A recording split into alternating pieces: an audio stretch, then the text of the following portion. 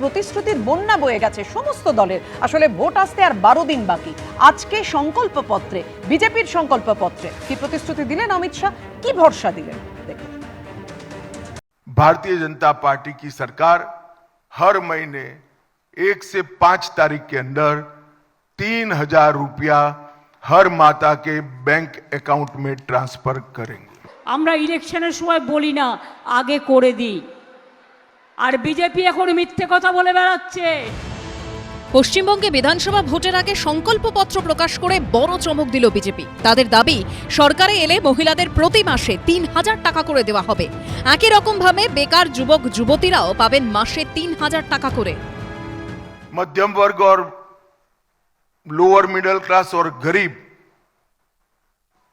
वो सभी में महिलाओं की हालत बहुत दयनीय हुई है।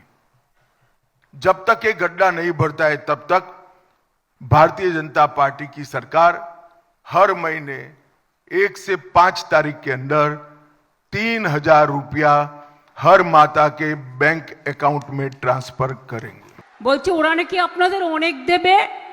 বিহারে জানেন তো, ইলেকশনের আগে ব্যাংক অ্যাকাউন্টে মেয়েদের ঢুকিয়েছিল 8,000 টাকা, আর যেই ইলেকশন হয়ে গেছে চালিয়ে দিয়েছিল বুলডোজার, আর 1 পয়সাও দেয় না।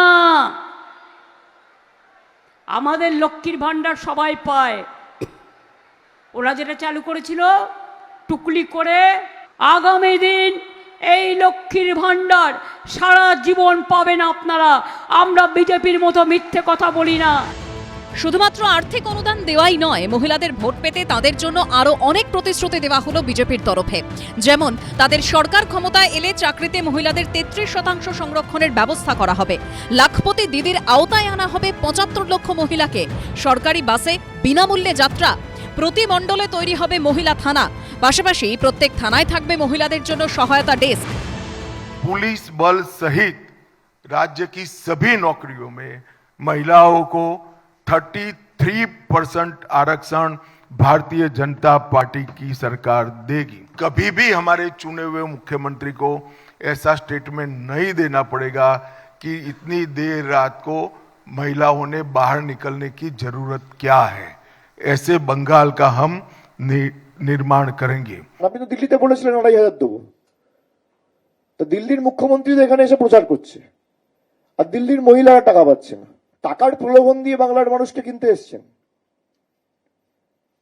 এসআইআর করে হয়নি, এজেন্সি দিয়ে হয়নি, ইলেকশন কমিশন লাগিয়ে হয়নি, এখন কি অর্থর বিনিময়ে বাংলার মায়েদের সম্ভ্রম কিনতে এসছেন? বিজেপির সংকল্পপত্রে আরও আশ্বাস দেওয়া হয়েছে, 45 দিনের মধ্যে 7ম বেতন কমিশন চালু হবে। প্রতিযোগিতামূলক পরীক্ষার প্রস্তুতির জন্য যুবক যুবতীদের 15,000 টাকা দেওয়া হবে। দুর্নীতির কারণে যারা সরকারি চাকরি পাননি তাদের বয়সসীমা পেরোলে চাকরির পরীক্ষায় 5 বছর ছাড় মিলবে। অনুপ্রবেশের বিরুদ্ধে জিরো টলারেন্স। এছাড়াও উত্তরবঙ্গের জন্য একাধিক প্রতিশ্রুতির কথা উল্লেখ করা হয়েছে বিজেপির সংকল্পপত্রে। উত্তরবঙ্গে আইআইটি, আইআইএম, এআইআইএমএস, এনআইএফটি তৈরি হবে। চা বাগানের জন্য গবেষণাগার। দার্জিলিং চাকে জনপ্রিয় করতে জিআই ট্যাগ দেওয়া হবে। উজ্জ্বল মুখোপাধ্যায়ের রিপোর্ট, এবিপি আনন্দ, কলকাতা। দেখুন, সবার নজর মহিলা ভোটের দিকে। পশ্চিমবঙ্গে মোট ভোটারের অর্ধেকই হচ্ছে মহিলা ভোট। আমি এখানেই আসবো কৃষাণুর কাছে। কৃষাণু, অমিত শাহ যা বলেছেন, অর্থাৎ একাধিক প্রকল্পের কথা ঘোষণা করেছেন মহিলাদের জন্য, এবং এই 3,000 টাকা করে যদি প্রত্যেক মহিলার ঘরে পৌঁছে যায়, মহিলাদেরই তো উন্নয়ন হবে সার্বিকভাবে। না, সে তো হবে, কিন্তু ব্যাপারটা হচ্ছে এতগুলো রাজ্যতে বিজেপি রাজ্য সরকার চালাচ্ছে। গত 12 বছর ধরে কেন্দ্র সরকার চালাচ্ছে। কোন রাজ্যতে এই জিনিসগুলো দিয়েছে? আর অমিত শাহ তো সেই বিরল ব্যক্তি যে বলেছে ये सब जुमला है, चुनाव से पहले बोलना पड़ता है। তো উনি তো এই জিনিসটা স্বীকার করে নিয়েছেন। ভোটের আগে বিজেপির দ্বারাই মিথ্যাচারগুলো করা হয়, স্ট্যাম্প মেরে উনি অ্যাফিডেভিট করে স্বীকার করে নিয়েছেন। তারপর উনি একটা আদর্শ রাজ্য দেখান না যেখানে যা বলেছে সেগুলো করেছেন। আর উনি ভুলে গেছেন, বলতে বলতে উনি এমন একটা স্বপ্নের জগতে চলে গেছেন যে যেই জিনিসগুলো পশ্চিমবাংলাতে অলরেডি আছে উনি দেবেন। আমাদের উইনার্স বাহিনী আছে, অল উইমেন পুলিশ ফোর্স আছে, উইনার্স তাদের নাম। তারা সুন্দর করে স্কুটারে বাইকে করে তারা পুরো দাপিয়ে বেড়ান এলাকাতে, ইফটিজিং থেকে শুরু করে পুরো গুন্ডা দমন করে। তো আমরা সেই চিত্র দেখেছি। উনি আবার কোথা থেকে উইমেন বাহিনী নতুন করে কি দেখাচ্ছে? আমরা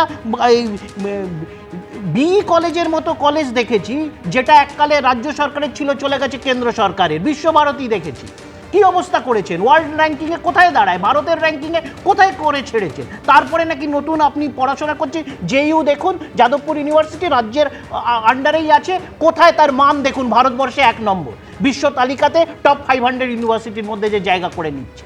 তো আপনারা শিক্ষার হালগুলো কি করেছেন, নিজের যে ইনস্টিটিউট অফ যে এক্সিলেন্সগুলোকে, সেগুলো তো একদম তলানিতে নিয়ে এসছেন। তারপরে আপনি একদম বলছেন কৃষাণু আপনি বলছে আরেকটা কি, কলকাতা রাজ্যে বিশ্ববিদ্যালয়ের সে সময় দিচ্ছেন। উপাচার্য ছিলেন শান্তা দত্ত, তাকে শুধুমাত্র পরীক্ষা নেওয়ার কথা বলেছিলেন তৃণমূলের প্রতিষ্ঠা দিবসে, যুব প্রতিষ্ঠা দিবসে যুব তৃণমূলের, সেটা তিনি মানতে চাননি, বলেছিলেন ওই দিন ভোট পরীক্ষা নেওয়া হবে। কিন্তু সেই সময় কিভাবে তাকে আক্রমণ শানানো হয়েছিল তৃণমূলের তরফ থেকে, টিএমসিপির তরফ থেকে, আমরা কেউ ভুলে যাইনি। আমি শঙ্কুর কাছে আসবো। শঙ্কু, অবশ্যই কৃষাণুদের বক্তব্য রয়েছে যে এই অনুদান, যে অনুদানের কথা তোমরা বলছো, এই অনুদান নিয়ে তোমরা অনুদানের রাজনীতি করে ক্ষমতায় এসছো, তো বিজেপি যে রাজ্যে ক্ষমতায় এসছে প্রতিশ্রুতি দিয়ে, কিন্তু ভোটের পর সেই প্রতিশ্রুতি রক্ষা হয়নি, এটা কৃষাণুদের বক্তব্য।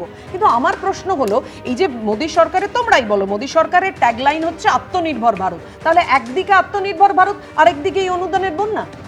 আচ্ছা দেখুন না, আমি খুব স্পষ্টভাবে এটা বলতে চাই যে আমরা কিন্তু অনুদান নির্ভর একটা সমাজ ব্যবস্থা তৈরি করার পক্ষপাতী নই।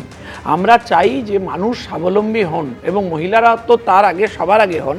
তো সে কারণেই আপনি দেখবেন যে আমরা 75 লক্ষ লাখপতি দিদি বানাতে চেয়েছি, স্বাবলম্বী করতে চেয়েছি। কিন্তু বর্তমানে যে পরিস্থিতি তৈরি হয়েছে বাংলায় অর্থনৈতিকভাবে, তাতে তাৎক্ষণিকভাবে এই অনুদান দিয়ে যে গ্যাপটা রয়েছে, সেই গ্যাপটা ইমিডিয়েটলি ফিল আপ করতে হবে, সেটা আমাদের মনে হয়েছে তাৎক্ষণিকভাবে করা উচিত। 1, 2, কোন তৃণমূল কথা বলছে? যারা গোয়াতে গিয়ে নির্বাচনে বলেছিল নির্বাচনে জিতলে আমরা 3000 টাকা দেবো, তাহলে গোয়ায় নির্বাচনে জিতলে সেখানকার মহিলাদের 3000 টাকা দেবেন, আর এখানে খাবেন, বাংলার পড়বেন, বাংলা থেকে লুটবেন, বাংলায় ফুলে ফেপে উঠবেন, আর বাংলার মহিলাদের মাত্র 1500 টাকা দেবেন? কেন আমি জানতে চাই।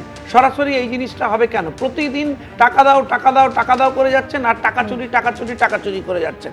আমি আপনাকে একটা কথা স্পষ্টভাবে বলতে চাই যে আজকে কৃষাণুদা খুব দাপটের সাথে বললেন যে এখানে উইনার্স বাহিনী তৈরি হয়েছে। ভাই, বাহিনী রেখে কি লাভ? যে বাহিনী আরজি করের মেয়েটাকে সুরক্ষা দিতে পারে না, যে পুলিশ প্রশাসন মহিলাদের সুরক্ষিত করতে পারে না, তার মা আজকে পানিহাটিতে নির্বাচনে দাঁড়িয়েছেন, তাকেও সুরক্ষা দিতে পারে না। আজকে তাদের গুন্ডারা গিয়ে সরাসরি তার মাকে মারছেন, আক্রমণ করছেন। আপনার মনে হয় যে মহিলা সুরক্ষা আদৌ পশ্চিমবাংলায় রয়েছে? শুধুমাত্র 3000 টাকা মাস শেষ হলে হাতে ধরিয়ে দেবো, বা 1500 টাকা 500 টাকা ধরিয়ে দেবো, এখানে শঙ্কু একটু বিরত করে বলছে, অবশ্যই তুমি যেটা বলছো তা নিয়ে কৃষাণুর উত্তর নেবো, কিন্তু এই যে 3000 টাকা করে দেওয়ার কথা যদি দিতেই হয়, অভিষেক বন্দ্যোপাধ্যায় বলছেন, তাহলে এখন দিচ্ছেন না কেন? একে তো রাজ্য প্রচুর টাকা পায়, মানে সেই সমস্ত থেকে বারবার কেন্দ্র রাজ্যকে বঞ্চনা করে চলেছে। দিল্লিতে প্রধানমন্ত্রী বলেছিলেন যদি বিজেপি ক্ষমতায় আসে, ভিডিও দেখে বলছেন অভিষেক বন্দ্যোপাধ্যায়, 8 তারিখে মহিলাদের অ্যাকাউন্টে 2500 টাকা করে পড়বে। কোথায়? কোনো প্রতিশ্রুতি রক্ষা হয়নি, একটা টাকাও পড়েনি। দিদি শুনুন না, চোরেদেরকে টাকা কি করে দেবে? একটা টাকা সরকারের টাকা, এটা তো শুনুন না, বিজেপির তো পৈতৃক সম্পত্তি নয় টাকাটা। আজকে তৃণমূল কংগ্রেস এই রাজ্যের টাকা, মানুষের টাকাকে নিজেদের পৈতৃক সম্পত্তির মতো নেয়, ব্যবহার করে, চুরি করে। যারা একবার টাকা নিয়েছে, পাবলিক অ্যাকাউন্টেবিলিটি নেই, সেই টাকার এরা হিসেব দেয় না। আপনি যে টাকা নিচ্ছেন পাবলিক ফান্ডের টাকা, আপনাকে তো হিসেব দিতে হবে। এরা চুরি করে, এদের ইউটিলাইজেশন সার্টিফিকেট নেই, তার ফলে আপনি কি প্রতিবার এদেরকে টাকা দিয়ে যাবেন, এরা চুরি করে যাবে? এবিপি আনন্দ, এগিয়ে থাকে, এগিয়ে রাখে।